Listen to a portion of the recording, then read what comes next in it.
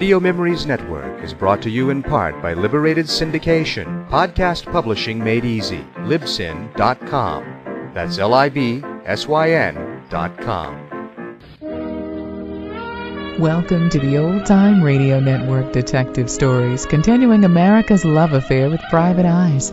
We now go back to the early days of radio and our imaginations with our feature presentation.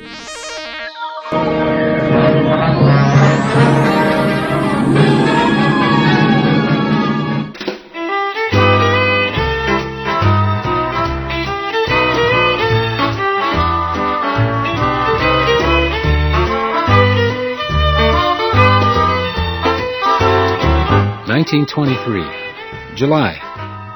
Our anniversary. The Queen of the Rockies and I. She's a grand hotel. I am her protector. Becker's the name. Just Becker. House detective.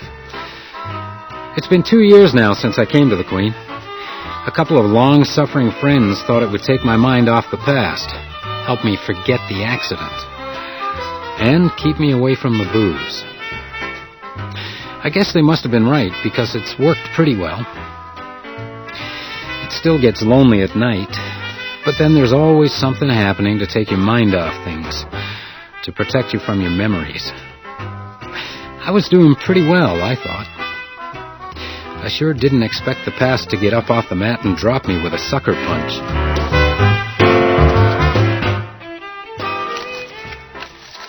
Hey, 9:45, Francois. Kitchen's closed. Don't say another word. The coffee's on the stove and I am finishing as quickly as I can. Well, if you stopped scrambling eggs in a double boiler and got out the old frying pan... You are a barbarian.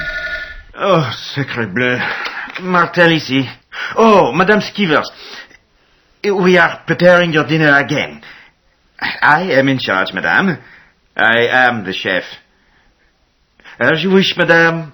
Good night.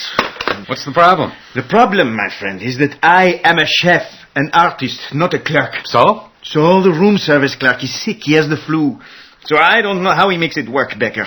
For me, it does not. The preparation takes time. The waiters grumble. They are afraid of losing their tips. And when the meals are ready, what do you think?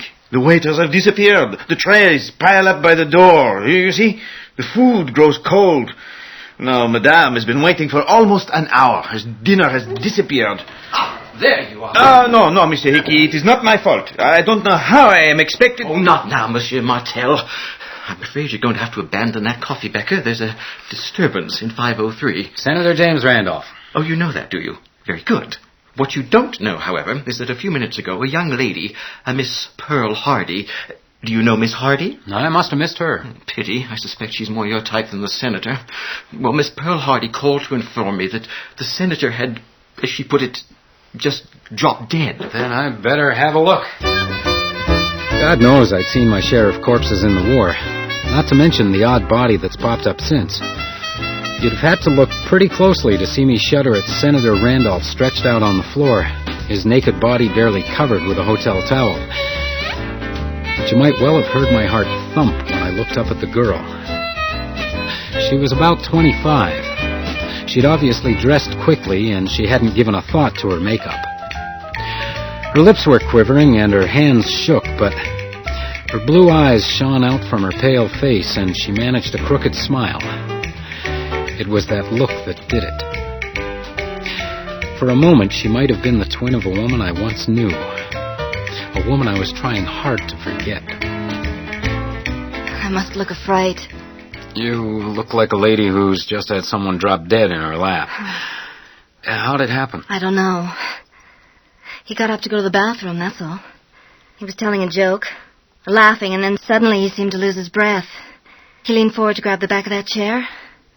I thought he was going to sit down, but he just kept leaning further and further, and then he was falling, and the chair snapped. And you were in bed the whole time? You didn't move to help him? I didn't realize. It was very quick. Quite a feast you were planning. What? Scrambled eggs, fruit salad, champagne. Mum's 87. You mind? Go ahead. Shouldn't let things go to waste. Oh, coffee's cold. Well, nothing stays hot forever. I'm sorry. I say these things. Your friend was a United States Senator. He was important then? Yeah, you could say that. Rich? Look, Miss Hardy, if you're even thinking about profiting from the Senator's death, forget it. The hotel has rules against it. Rules are for chickens, Becker.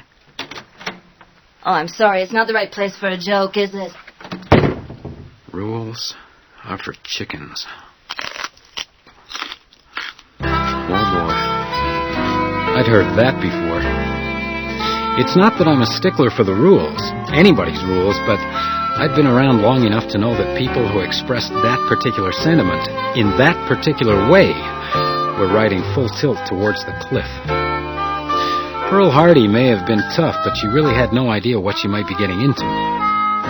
For the moment, I had the overwhelming desire to forget that body lying on the floor and protect her. Are you serious, Becker? You want me to lock her up? There's no evidence. He was out for a good time, that's all. And what do you think she was out for?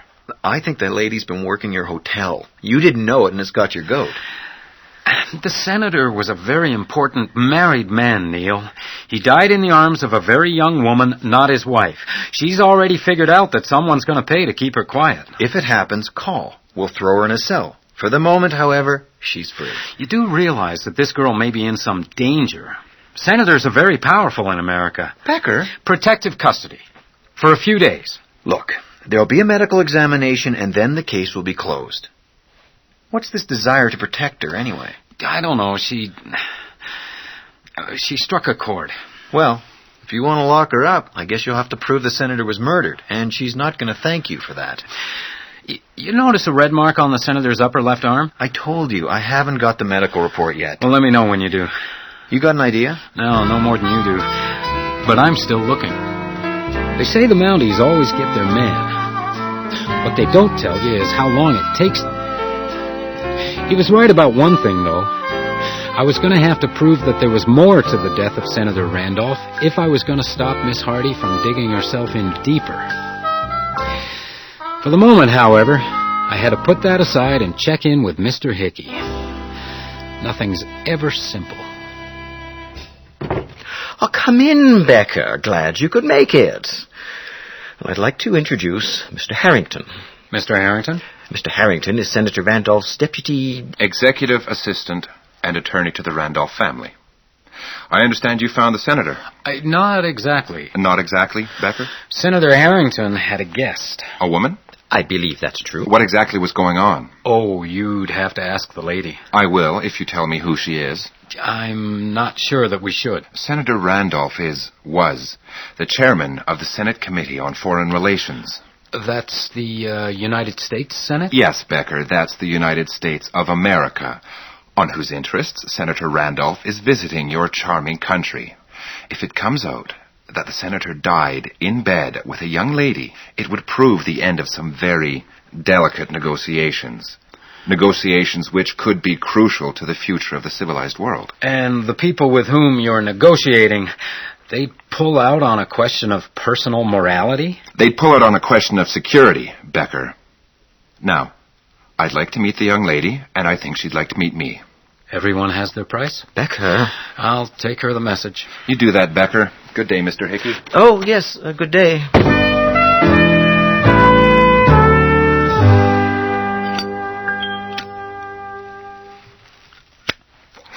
So, someone wants to see me, huh? Yep, someone wants to see you.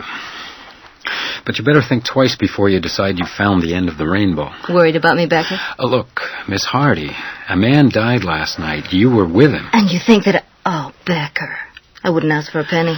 Because you know you won't have to. It's my job to protect the guests, Pearl. Them or me? Both. But I've got to tell you that right now I'm a lot more worried about you. That's all that it is? What do you mean? Well, I thought maybe you had a bit more than a professional interest. Let's stick to the subject, Miss Hardy. You're messing with some very powerful men with very strong reasons to ensure you keep quiet. All the better for me. If I were looking for a payoff, that is. Now, why don't you relax? Call room service. Lemon tea for me. You can have whatever you want. Lemon tea?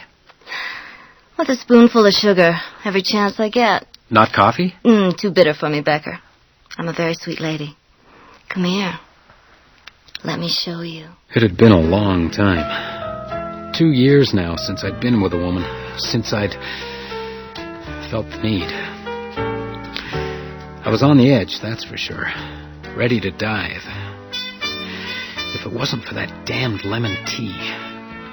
That tea she had every chance she got. The tea that wasn't on the senator's table.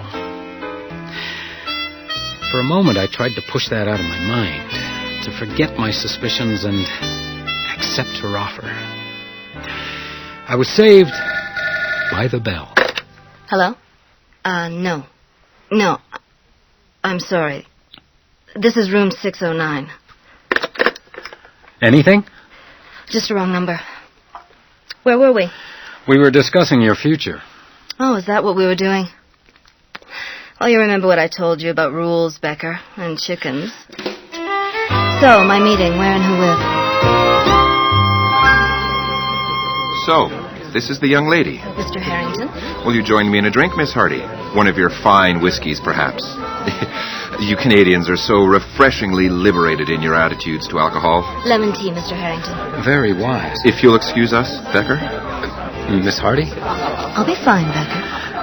I'll be over by the bar. Your friend looks after you like a jealous lover. Puritan special, Becker? Sounds good.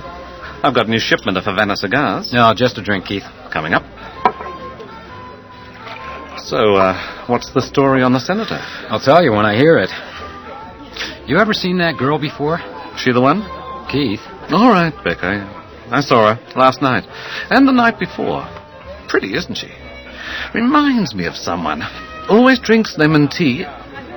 Always wears the same dress.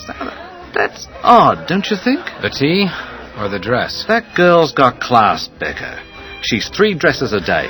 Did you see who she was with? Old geezer last night. Probably American, bourbon and water. The senator, right? Couldn't keep his hands off her. You got any idea when they left? 8:58. That's pretty exact for you, Keith. Just before my break. Mr. Hickey's new policy, Becker. You take your break at 9, or you don't take it. Call for Miss Hardy. Call for Miss Hardy. Over here. Now that's interesting. Give me one of those Havanas, will you? And keep an eye on the girl. My pleasure, Mr. Becker. Hey, Jimmy. Jimmy, hold on for a moment. Hey, Becker, where you been? Here and there. Yeah? Well, you must have been more there than here. What can I do for you, Becker? Just a little information. I don't know, Becker. There's a cigar in it for you. Havana? A real McCoy. Let's see. When I get the information. You don't expect me to give out without I inspect the merchandise, do you, Becker?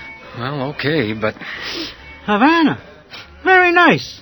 I am ready to be corrupted. That message you just delivered. Her name's Miss Hardy. A girl with it, if I do say so myself. Where did it come from, Jimmy? A waiter. Which waiter? How should I know? Well, you work here, don't you?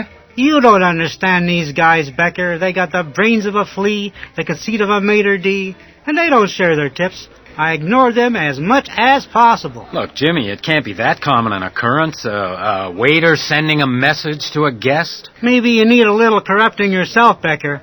Happens all the time. Guests like protection, so they give the message to the waiter, to give to the bellhop, to give to whoever. Nobody knows who sent it. You know, I'm not sure that guy was a waiter. Oh, yeah? He gave me a tip. He could be an exception. Yeah, and pigs can fly. Yeah, well, okay, thanks, Jimmy. It wasn't really worth the cigar, but go ahead. You don't want to know the message? What's that going to cost me? Under normal circumstances, it would cost you a lot, Becker. But I'd hate for you to think you didn't get a fair trade for your cigar. Even if you get them for free at the bar. You're too cynical, Jimmy. Yeah. You spend your life staring rich people in the waist, and that's what happens. You get cynical. The message said, "What's happening? Remember your mine." The mine was underlined. Any help? Most help I've had all day.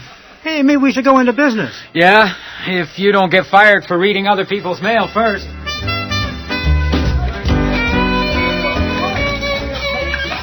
No, Becker. I do not wish to discuss this meal again. Last night I listened to Mrs. Skivers. This morning I listened to Mr. Hickey. I understand, Francois. I just want to know if you remember the menu.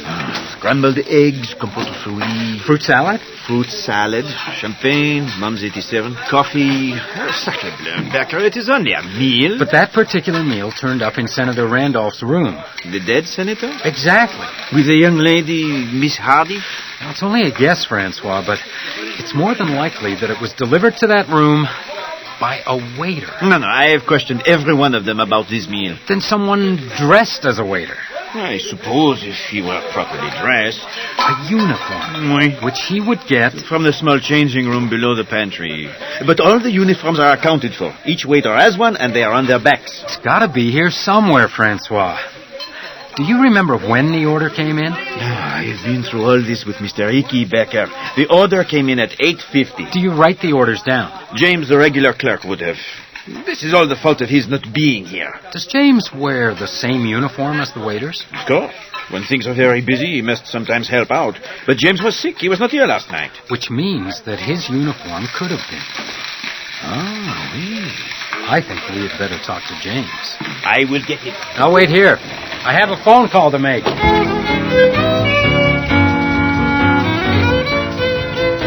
It only took a couple of minutes to get the information I needed from Sergeant Drake. But when I put the phone down, I had a pretty good idea of what had happened last night in 503. It didn't make me very happy, and I had a strong suspicion that what James, the room service clerk, was going to tell me would only make me feel worse. James, this is Mr. Becker. Everyone knows Mr. Becker. Sit down, James. I prefer to stand, thank you. What's this all about? Last night, a very important guest, an American senator, died in his suite. Yes, we heard it was a heart attack. Perhaps it was, perhaps it wasn't. We don't know. But we do know that just before he died, a tray he hadn't ordered was delivered to his room by a waiter, or someone dressed as a waiter. Do you know anything about this, James? I wasn't here. Ah, right. Flu, wasn't it? I don't know anything about what happened to the senator. You weren't here. That's right. I told Monsieur Martel... Tell me, James, keeping in mind the fact that we may be talking about a murder. Someone took my uniform from the rack. Someone took your uniform, but you didn't report it? I was afraid... You were afraid of me? I've got a family back home. Right. Now, the uniform you're wearing now, it was returned? No, this belongs to a friend. I can't tell you who it is. It's all right. I know everything I need to know. And I won't be... With any luck, you'll have your clothes back tonight. And we will forget that this happened. But the next time... That's all. Go back to work, James. Yes, Monsieur Martel. Thank you, Mr. Becker. Oh, Becker. Poor James. I prefer to stand. His trousers were so tight he cannot sit down. He looks like a tango dancer. Damn. Becker, something is wrong? No, nothing is wrong. It's all coming together. I don't suppose there was any lemon tea on that order, the one that was stolen? Lemon tea? It's Miss Hardy's favorite drink. Is she so extraordinary, Miss Hardy? What do you mean? You know there was no lemon tea. Well, it was a long shot. There is something about her, Francois. She reminds me of someone I once knew before your time. Her name was Madeline Prescott. I have heard it. Yeah, I'll bet you have. People have long memories for some things. She was... Oh, hell, I can't talk about it right now. Are you in love with Miss Hardy, Becker? No. But I do want to protect her. I don't want to know what I know. Then you must forget about what you know.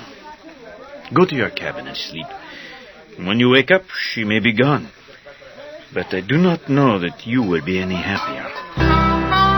Francois was right. It wasn't going to make me any happier.